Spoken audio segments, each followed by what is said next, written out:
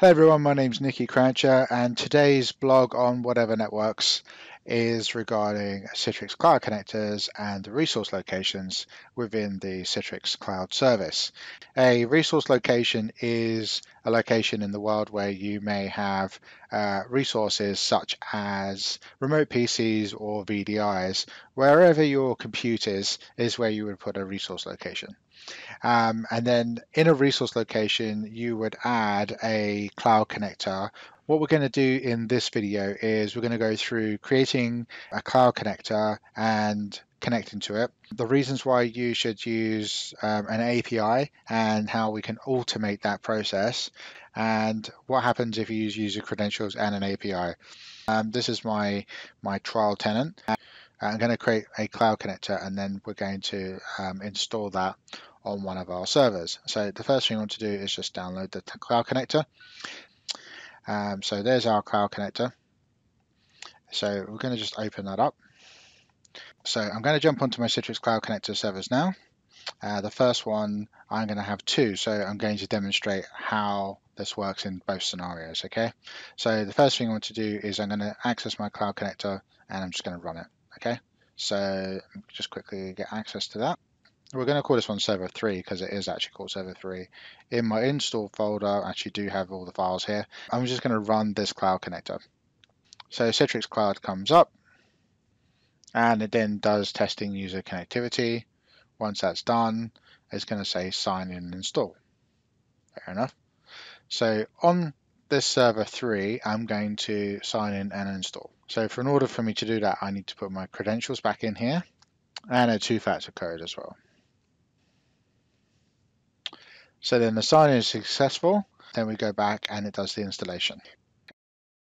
We can go back to the tenant and see whether that cloud connector exists. So this is where the cloud connector is. So it looks like it's still spinning, but if I just do a refresh now, hopefully we'll see that it's gone green. So now we can see that the cloud connector is green, which means it can communicate.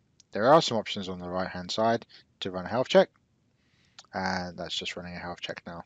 We are now using that resource location and we will be able to synchronize now through Active Directory.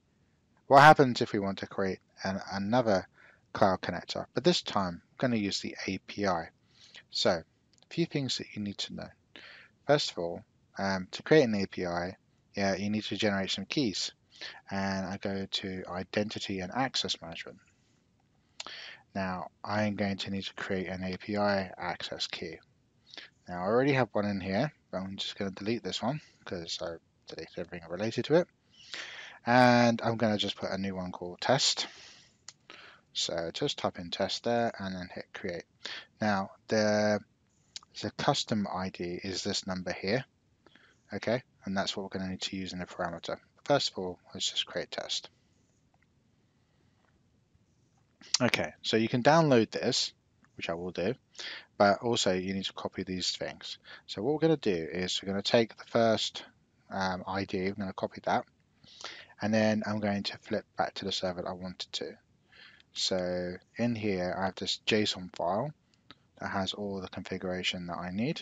Inside the JSON file will be customer name, which is the customer ID. Now we need the client ID, so I'm just going to minimize that. I'm going to hit copy again. I'm going to flip that back into here, go to this particular one, and then I'm just going to paste that in client ID.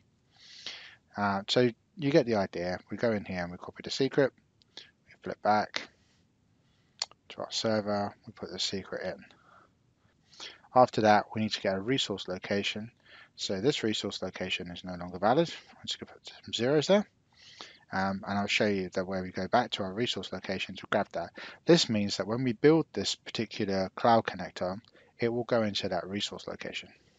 And if we go back to home and then go to resource locations, you'll see here, this is my resource location.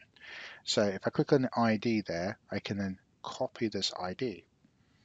Okay, and then that's the ID, that is the resource location that we need to put into this field. So we put the resource location ID in here. Now in the Citrix article, there will be some stars around each of these you don't need to have any stars. In fact, I've removed any spaces and stars because I had some problems with that when deploying. It wasn't really picking up any of the IDs. So discussed it with Citrix and they said remove the stars. So if you see that again, that's the reason why. Remove your stars on the original article. I'm going to click save there.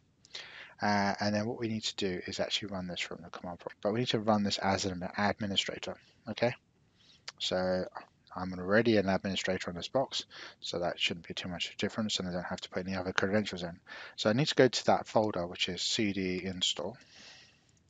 And in that install, we got those two files. So the next thing we need to do is put the following command in, which is q for quiet, and then it's parameters, file, path, :c, and then the path, plus the name of it, which I've just called in this case config3.json.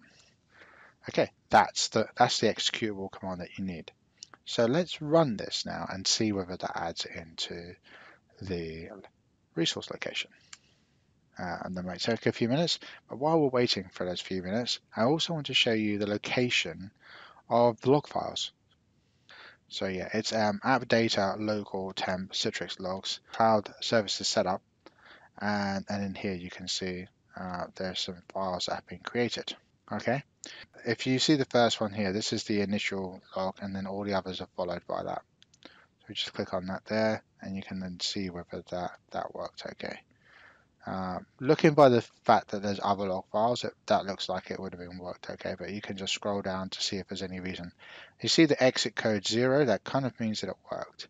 You can also go to the command prompt afterwards and just do echo percent error level %, and then you get the exit code there of 0. Okay, so in this case, it looks like the Cloud Connector has installed okay. So let's just open up the Cloud Connector services connectivity, which you can now see is there. That connectivity service is now going to run. This part just might take a few minutes, as it did with the logging in with a username and password. Okay, so the test is now complete, and we can see there that it's now successful. So that's really good news. Let's go back to our tenant and just have a quick look to see if that's been added to the same resource group as the previous one. So I just minimize that, and I come down to here, and you can see this is my resource location. So we're just going to click refresh all, and you can now see that it's no longer in a triangle, and the two cloud connectors are now visible. So 03 and 04 are now available. So one very important thing to note as well when setting up cloud connectors, to ensure that obviously there's two or more would be best. If for some reason you have one and that one lost its connection, then that basically would break all communication between your Citrix on-site resources and the cloud. So you would instantly lose all connectivity. What we'll do in the next video is we're just going to go through looking at how you can add resources with Active Directory and those resources like VDIs, user accounts and so forth will be communicating through the cloud connectors. Thank you for watching. If you enjoyed this video, please give us a thumbs up, and don't forget to subscribe. There'll be a lot more videos regarding Citrix Cloud, Azure and Intune as well.